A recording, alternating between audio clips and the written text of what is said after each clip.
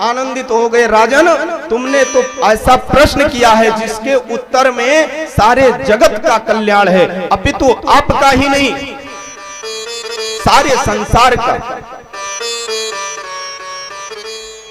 सुखदेव जी ने कहा, राजन मैं तुम्हें एक इतिहास सुनाता हूं, ध्यान पूर्वक सुनना। जैसे सुखदेव जी महाराज कहते हैं, राजन बिल्कुल एकाग्रचित्त हो गए, महाराज अब मेरा मन बिल्कुल आपके कथा में लग गया है, एक कर्ण लालायित है नाम की महिमा जानने के लिए। सुखदेव जी कहते हैं, कान को जो जहां कश्चिद दासी पति रजा मिला, नाम ना नष्ट सदाचारो दास्या संसर्ग दूषिता। एक ब्राह्मण था, श्रेष्ठ कुल में उत्पन्न हुआ।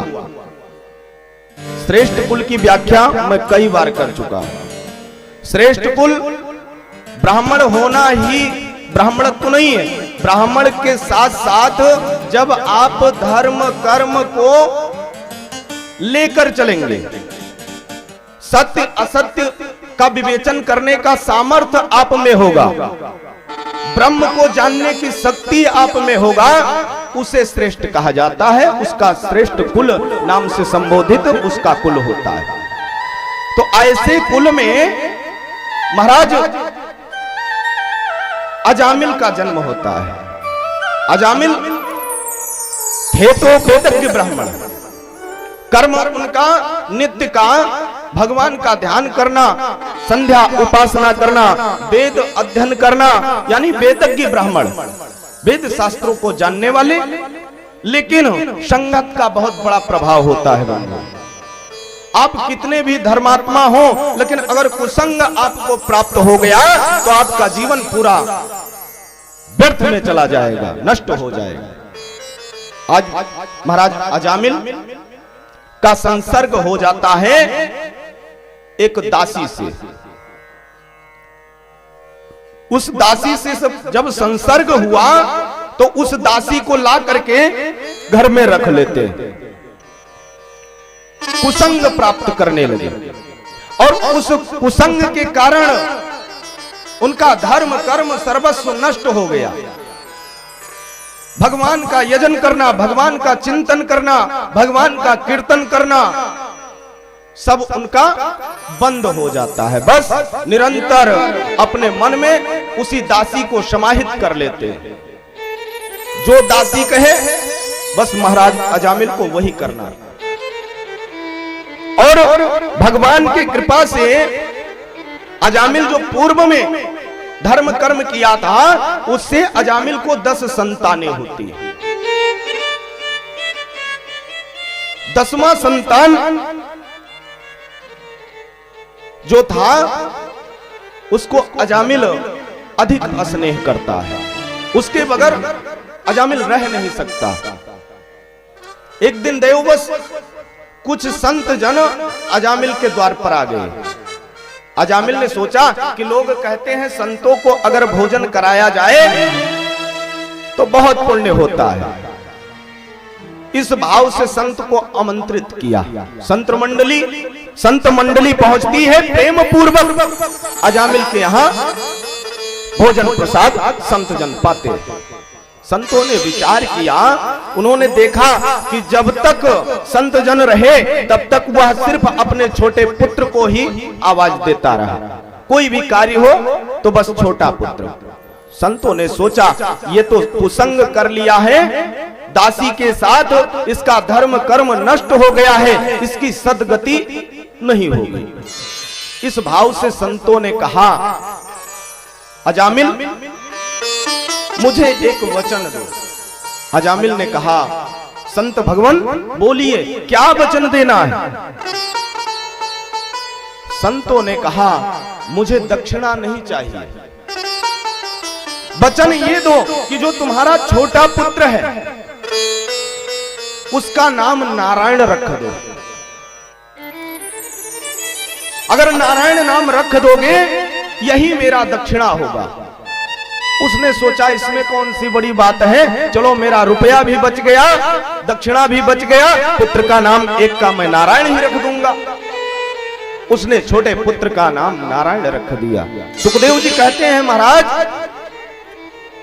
राजन प्रेम पूर्वक कथा को श्रवण कर रहे हैं। सुखदेव जी ने कहा, राजन जब अजामिल ने अपने छोटे पुत्र का नाम नारायण रखा, संत जन प्रसन्न हो गए। सत्संग का यही प्रभाव होता है।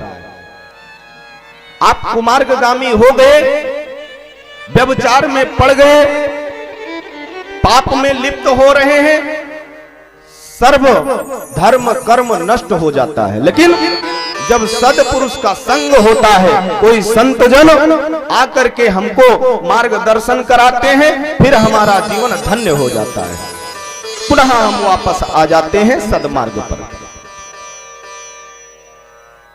आज अजामिल अपने पुत्र का नाम नारायण रख देता है, संत जनों को प्रणाम किया, संत जन वहां से प्रस्थान कर देते हैं।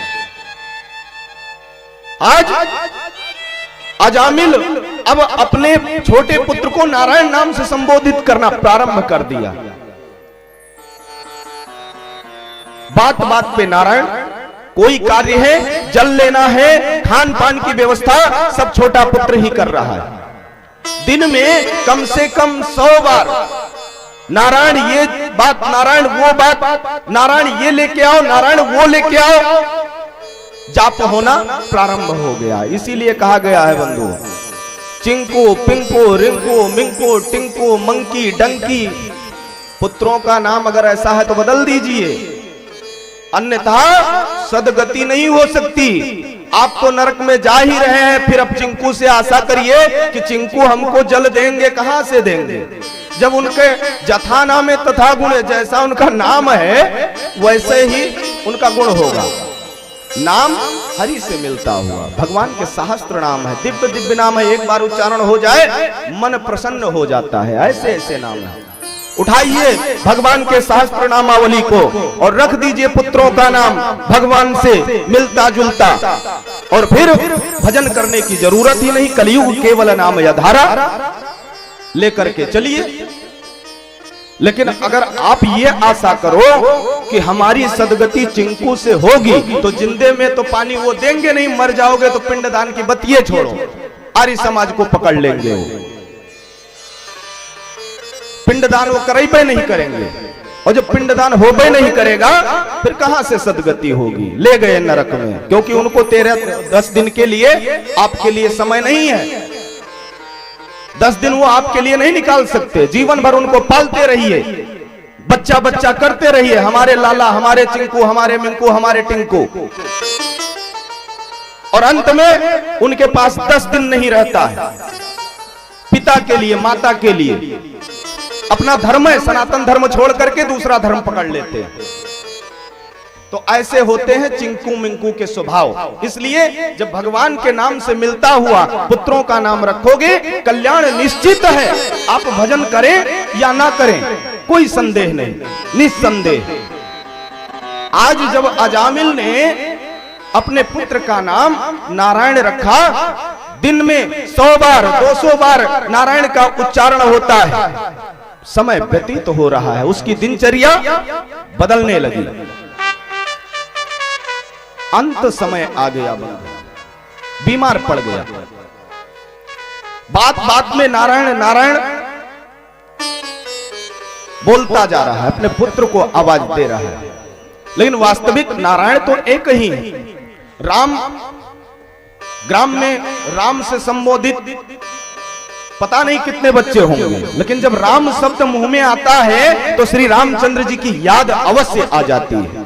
किसी का, जैसे हमारे ये बिहारी भैया हैं, गिरधारी भैया सामने आते हैं, एक बार मैं देखता हूं तुरंत भगवान का चिंतन हो जाता है, क्योंकि नाम मिलता हुआ है, नाम का इतना बड़ा प्रभाव होता है।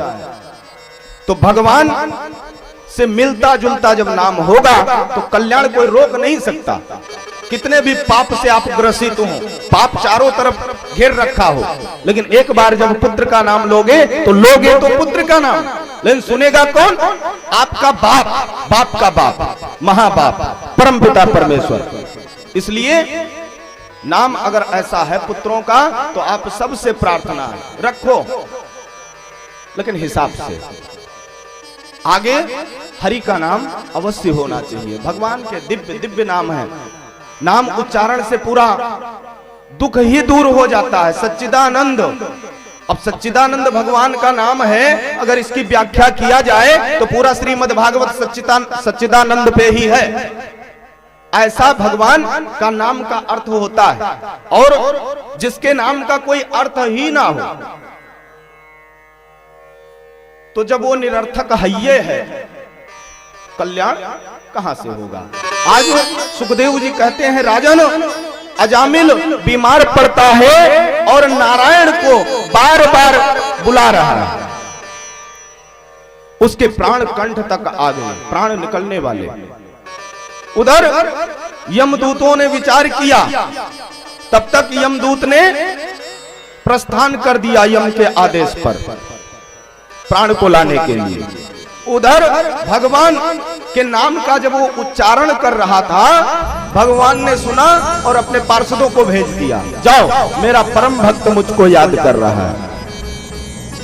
भगवान के पार्षद उसको लेने के लिए निकल पड़े, उधर यम के दूत भी निकल पड़े। अब दोनों में भिड़ंत हो गया। वो कहने लगे मैं ले जाऊंगा, नारायण के पार्षद कहने लगे चुप चुप, अरे मेरे प्रभु का नाम, मेरे स्वामी का नाम ले रहा था, इसकी तो सदगति होनी है, मैं लेके जाऊंगा। भिड़ंत हुआ, अंतो गत्वा निर्णय यही हुआ, नारायण एक है, ब्रह्म एक है। नाम कोई भी रख ले, लेकिन उच्चारण जब होता है तो प्रभु ऊपर से देखते हैं, प्रसन्न होते हैं। भक्त किसी ना किसी बहाने, अरे जब सिया राम मैं सब हइये है, तो आप भी राम है, आप भी राम है, आप भी राम है, सब राम है। कण कण में देखने की दृष्टि होनी चाहिए। भगवान सन्मुख खड़े थे राजा बलि के यहां। शुक्राचार्य जी इतने दिव्य दृष्टि वाले, नेत्र को बंद किया और समझ गए ये नारायण ही है। लेकिन ऐप उधर बलि भगवान को प्राप्त करने के लिए यज्ञ कर रहा है। शुक्राचार्य जी जानते हुए भी एक नेत्र को बंद करके भगवान के हाथ में दान नहीं देना चाहते। भगवान ने कहा, रे शुक्राचार्य तू इतना बड़ा ज्ञानी है, मैं बहुत प्रयास किया छुपने का, लेकिन तुझसे छुप नहीं पाया। भगवान ने कहा, जो एक दृष्टि है जिससे तू मुझे पहचान पाया, उसी दृष्टि को मैं छोड़ूंगा। दूसरी दृष्टि नमो नारायण, कुछ लिए ताक रहा था लोटा में बैठ करके, भगवान ने 2-3 बार चलाया, जय नारायण हो गया। तो देखने की दृष्टि भगवान को प्राप्त करने के लिए दृष्टि अच्छी होनी चाहिए। आज पार्षद भगवान के और यम के दूत एकत्र होते हैं, अंतो गत्वा निर्णय होता है कि नहीं, इसको नारायण के धाम में ही ले जाना है, क्योंकि इसने अपने पुत्र को तो नारायण से संबोधित करता था, लेकिन ये नाम तो वास्तविक नारायण का ही है, इसलिए इसे भगवत धाम प्राप्त होगा। अंतो गत्वा नारायण का नाम लेने मात्र से अजामिल का सदगति हो जाता है, भगवान अपना धाम प्रदान कर देते हैं। जैसे सुखदेव जी ने ऐसा कहा, राजन आनंदित हो गए। सुखदेव जी ने कहा, इस प्रकार भगवान नाम की महिमा है। साक्षात भगवान नहीं जानते कि हमारे